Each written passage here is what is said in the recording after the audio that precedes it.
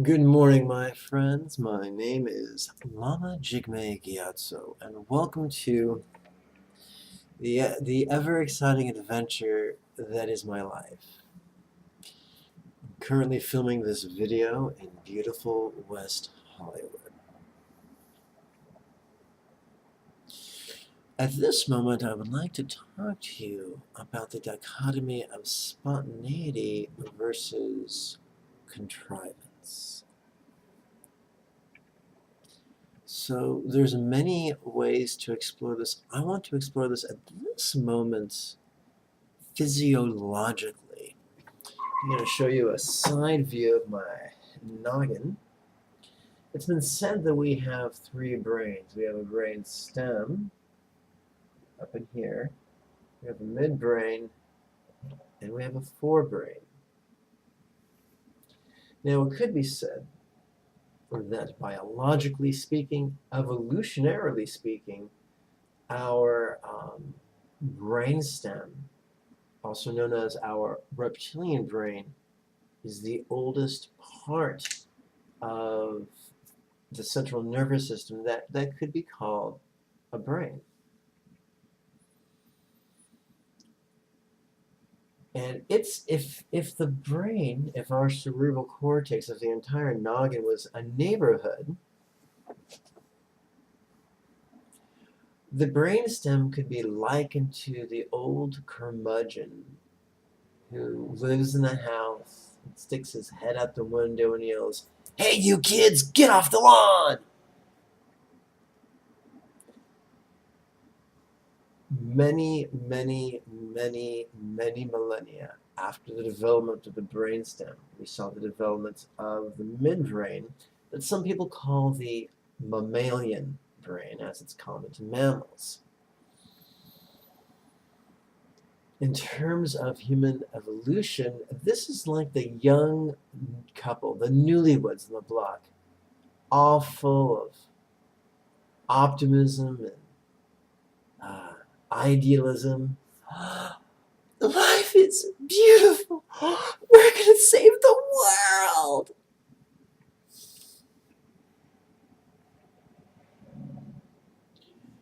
The newest kid on the block is the prefrontal cortex, and some people call the simian mind because it's common to the higher primates.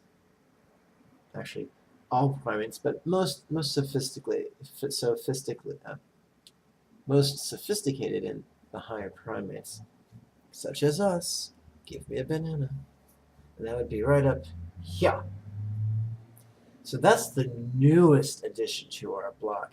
And that's like a little kid on a big wheel running around like Eric Cartman saying, "Respect my authority." And that might be awfully cute, watching a kid in a big wheel running around trying to issue tickets, but no one's really going to take him seriously. How does this compare to Freudian psychology? Freud said we had an id, our reptilian brain. We had an idealistic ego. We had an idealistic superego, our mammalian brain. And then we had a mediating force that tried to negotiate between the two extremes of self-interest and selfless and idealism. That was the prefrontal cortex, or the ego. So we had one extreme, id, another extreme, superego, mediating force, ego. So here's how it works. Our id, our brainstem, might be a cranky curmudgeon. And our mammalian brain, our superego, might be just idealistic and full of love and light and pixie dust.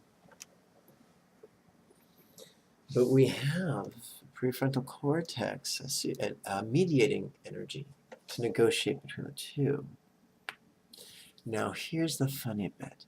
Our prefrontal cortex is intelligent, and it can do problem solving in a limited sense, but it's not where our genius lives. Our genius lives in the unification of the entire brain, the reptile brain, the mammalian brain, and the simian brain.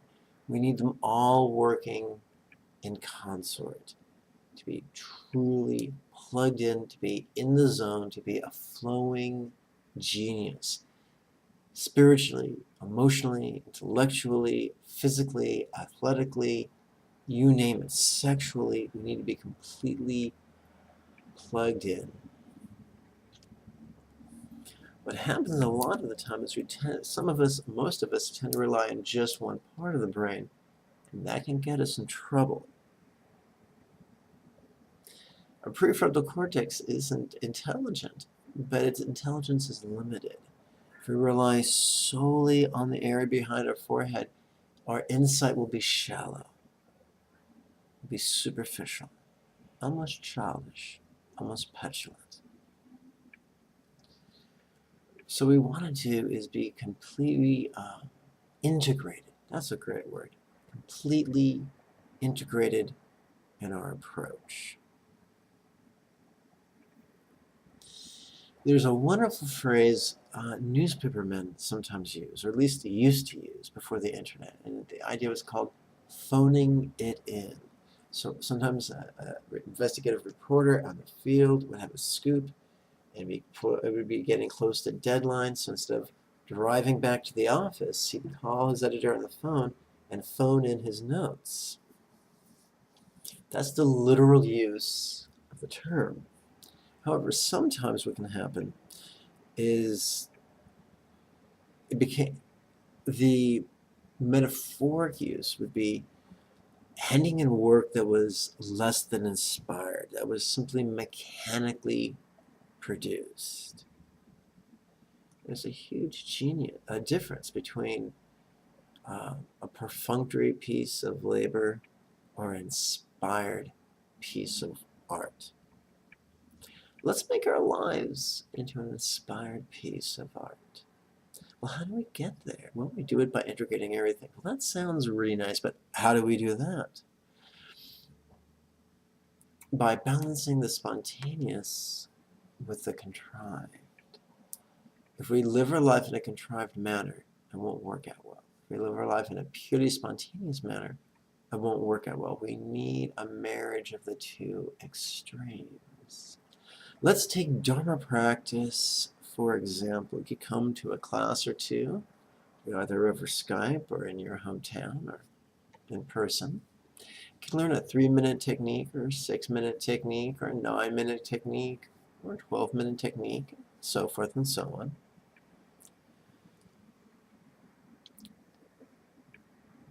If we just merely intellectualize them and don't practice it in a consistent manner, it won't be there to support us when we require it.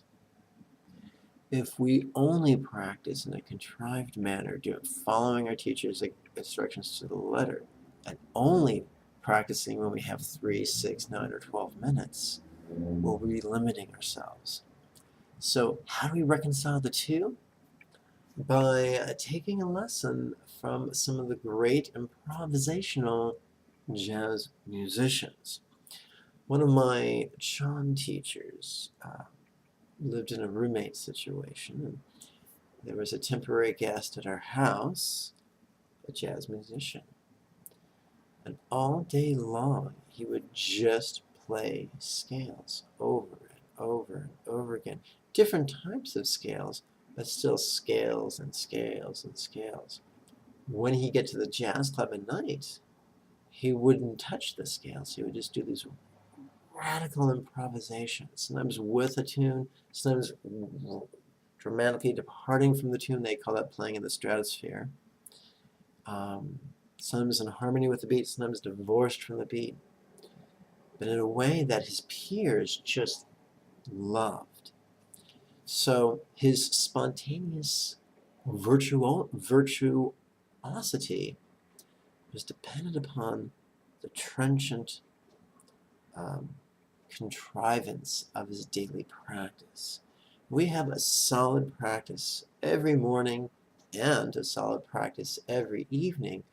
We'll be more resourceful when life throws us a curveball during the day to practice the technique that might best help us cope with the issue in the present moment. But if we never do a contrived practice in the morning or a contrived practice in the evening, it'll be tougher for us to recall which exercise to use, and won't have the visceral, emotional, intellectual familiarity with the technique. So let's explore that for a moment. Clearly, I'm not a neurologist, but I play one on TV. Just joking. That's a reference to a 1970s series of commercials. But anyway, I'm not a neurologist, but I've spoken with them, and they tell me that we have neural pathways. And there's different neural pathways that are responsible for different thoughts, or different emotions, or different physical techniques, or intellectual techniques, spiritual techniques, and the like. When I was a kid, portions of the West San Fernando Valley were undeveloped, and so me and my friends would fancy ourselves explorers and go for a walk in the high weeds. And we noticed that sometimes there were paths. Sometimes the path was very, very narrow. Sometimes the path was wider and wider still. Sometimes, 36 inches wide. And it turns out that when you first walk through the weeds, the path you'd forge would only be fractions of an inch long. But in time, the more you walked on the path, the wider it would grow. Until pretty soon you had a 36-inch wide path you could walk down the center and not get thistles on your socks, because that ain't fun.